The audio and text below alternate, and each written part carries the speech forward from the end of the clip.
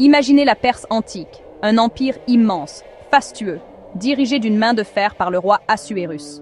À cette époque, la richesse et la puissance de la Perse n'avaient pas d'égal. Les frontières de l'empire s'étendaient à perte de vue, englobant des peuples et des cultures innombrables, tous soumis à la volonté d'un seul homme.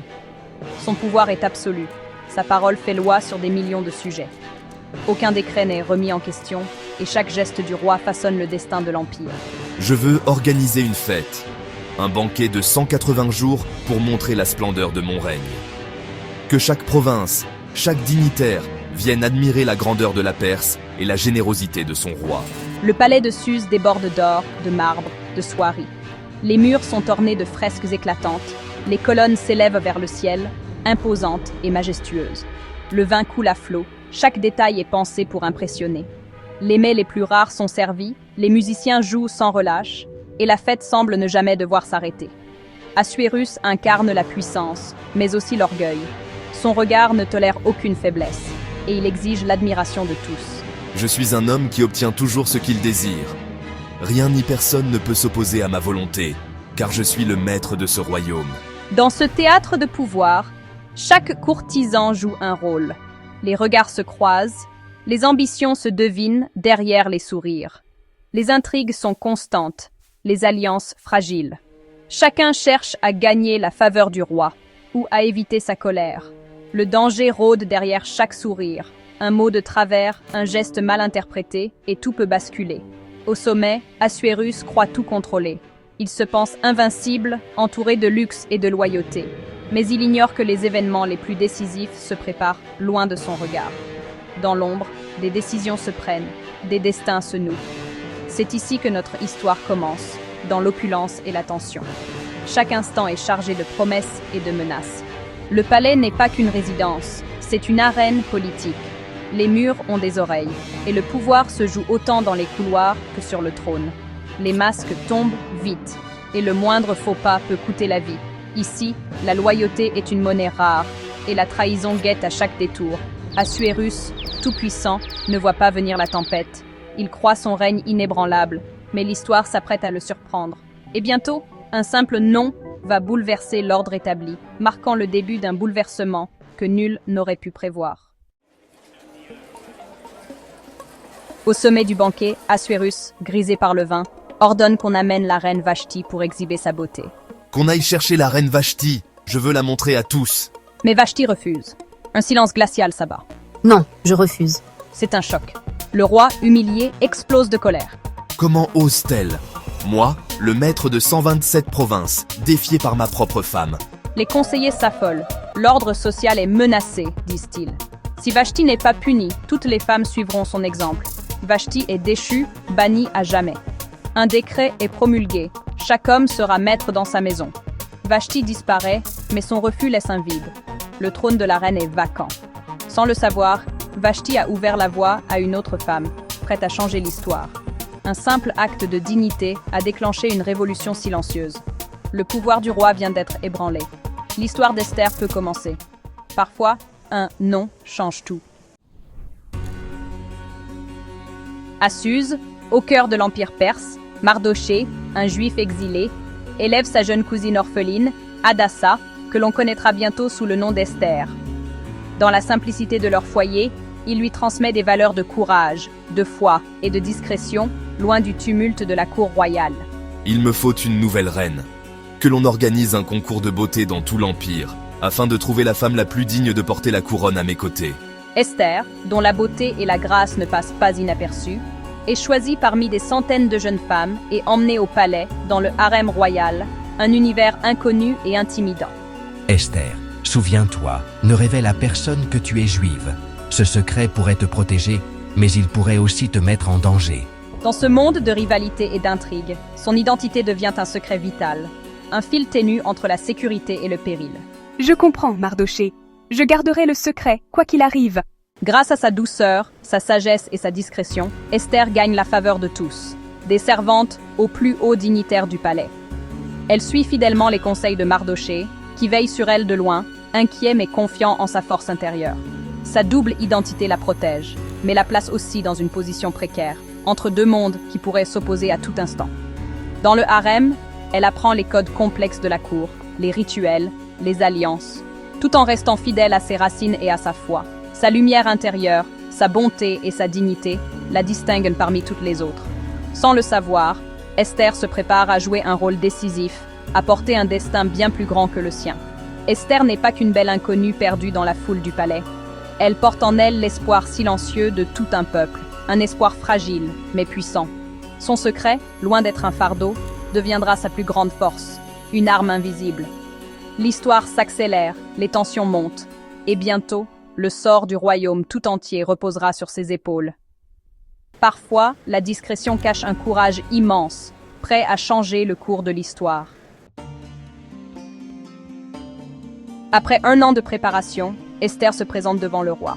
Je ne demande rien de spécial. Je fais confiance à Hegai. Sa simplicité séduit Assuérus.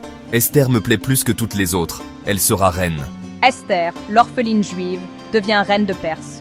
Un banquet célèbre son couronnement, mais son secret demeure. Esther, souviens-toi toujours de qui tu es. Peu après, Mardochée découvre un complot contre le roi. Esther, préviens le roi, sa vie est en danger. Majesté, un complot menace votre vie.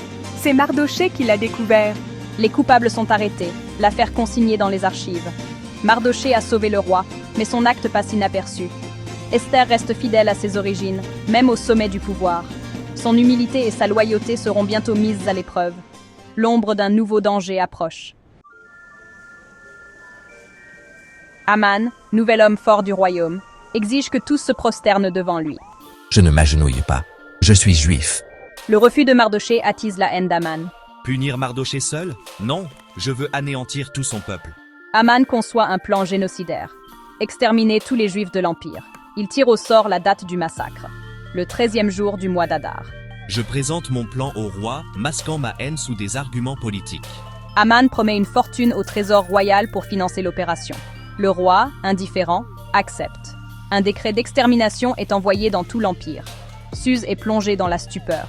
La haine d'un seul homme menace des millions de vies. Le sort est jeté. La tragédie semble inévitable. Mais l'espoir subsiste, caché dans le palais. L'heure de vérité approche. Le décret d'Aman sème la terreur. Mardochée se couvre de cendres, pleure publiquement. Je parcours la ville en deuil, lançant un cri d'alarme. Partout, les Juifs jeûnent, pleurent, se lamentent. J'apprends la détresse de Mardochée. Je veux comprendre. Esther envoie un messager à Mardochée. Je lui révèle tout. Le plan de Haman, la somme d'argent, le décret. Tu dois aller voir le roi, implorer sa faveur, sauver ton peuple. Esther hésite, consciente du danger. Mais Mardochée la confronte à sa responsabilité. Ne crois pas que tu échapperas au sort des Juifs parce que tu es reine. Si tu te tais, le salut viendra d'ailleurs, mais toi, tu périras.